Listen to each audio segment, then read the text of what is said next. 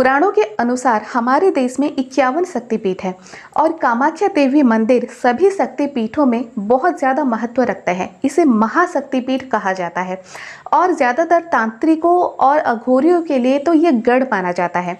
कामाख्या देवी मंदिर असम के राजधानी दिसपुर से लगभग 7 किलोमीटर दूर है और नीलाचल पर्वत से 10 किलोमीटर दूर है। कामाख्या मंदिर में आपको देवी की कोई मूर्ति या तस्वीर नजर नहीं आएगी, बस है तो एक कुंड है जो हमेशा फूलों से ढका हुआ रहता है और हमेशा के लिए उसमें से पानी निकलता रहता है। कामाख्या देवी मंदिर बहुत ज़्यादा प्रसिद्ध है और चमत्कारी भी। ये भी कहा जाता है कि यहाँ पर सती की योनि गिरी थी और उसी को विग्रह के रूप में पूजा की जाती है। और आप यकीन नहीं करेंगे कि उसी विग्रह से यानी जो सती की योनि है उससे रजस्वला भी होती है। कामाख्या मंदिर की एक बहुत ही रोचक कहानी भी है। जब देवी सती ने अपने प्राणों की आहुति दी थी यज्ञ में, तब शिवजी बहुत दुखी हुए थे। भगवान शिव ने अर्धदग्ध देवी सती की जो शरीर है उसे कंधे पर लेकर ब्रह्मांड के चारों तरफ घूमना शुरू किया था और जब घूमते रहे थे तो बहुत ही गुस्से में आ गए थे। ये सब देखकर देवता डर गए। अगर भगवान शिव स्वयं कोप में आ जाएं तो इस ब्रह्मांड का नाश सुनिश्चित है। इसीलिए ये सब देखकर और स्थिति को संभालने के लिए श्री हरि ने अपने सुदर्शन चक्र को भेजा।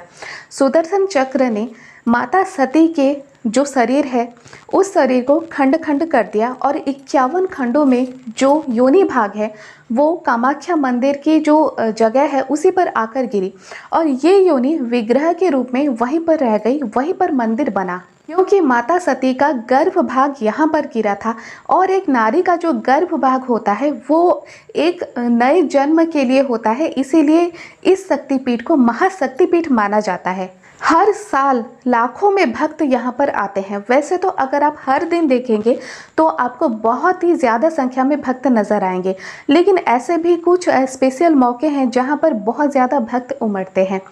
एक ऐसा भी मेला लगता है जिसका नाम है अम्बुबाची मेला। और कामाख्या देवी मंदिर में जब अम्बुबाची मेला लगता है तो फाटक बंद कर दिया जाता है मंदिर का। जब अम्बुबाची मेला लगता है तब उसी दौरान ब्रह्मपुत्र नदी का पानी भी 3 दिन के लिए लाल हो जाता है।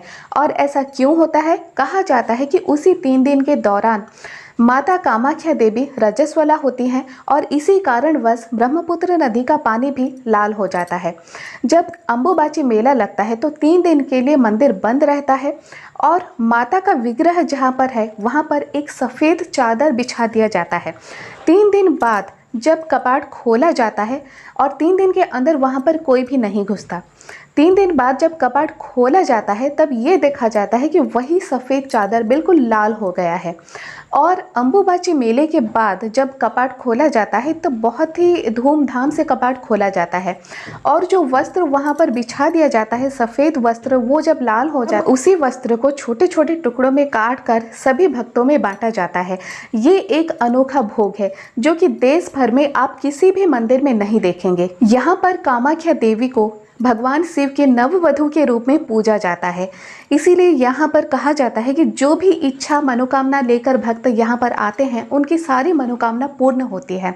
और ये भी मान्यता है कि काली और त्रिपुर सुंदरी देवी के बाद अगर तांत्रिकों का कोई गढ़ होता है तो कामाख्या मंदिर ही होता है। इस मंदिर के साथ एक और मंदिर भी लगकर है, उसे कामादेव मंदिर कहा जाता है।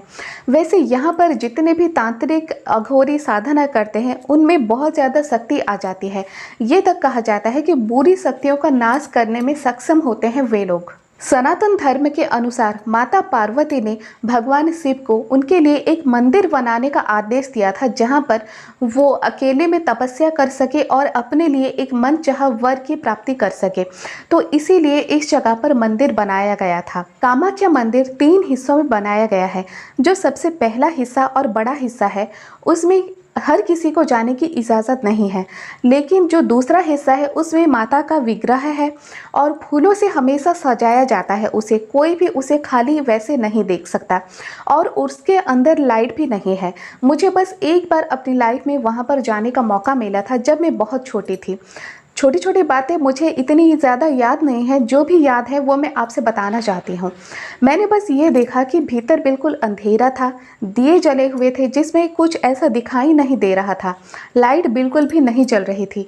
और उन्हीं दियों के उजाले में, जो भी थोड़ा सा उजाला था, उसी उजाले में आप जाएंगे और माता का जो विग्रह है उसे दर्शन करेंगे और फिर मुड़कर वापस आ जाएंगे। लेकिन अभी वहाँ पर कैसा है सब कुछ, कैसी फैसिलिटी दी जाती है, वो सब अगर आप गए हैं, देखे हैं, तो प्लीज़ मुझे कमेंट सेक्शन में बता सकते हैं, क्योंकि मुझे भी जानना है कि अभी के टाइम में वहाँ पर क्या क्या है।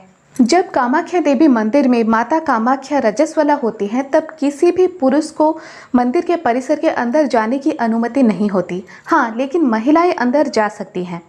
कामाख्या देवी मंदिर में पशु बलि भी दी जाती है। पशु बलि के दौरान अगर कोई पशु मादा है तो उसकी बलि नहीं दी जाती।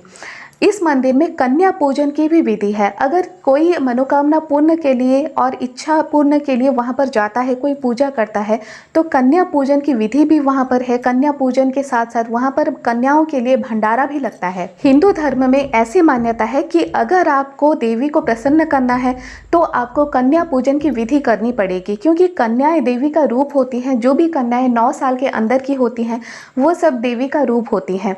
वैसे तो हर बेटियां देवी का रूप होती हैं, क्योंकि बेटियां अगर घर में नहीं हो तो घर में खुशियां ही नहीं है। आज का वीडियो अगर आपको ज़रा भी पसंद आए, एक लाइक ज़रूर कर दें, सब्सक्राइब कर दें मेरे इस चैनल को, ताकि आगे चलकर भी आप ऐसे ही रोचक वीडियोस देख सकें। इसके साथ ही शेयर करें अपने दोस्तों के साथ।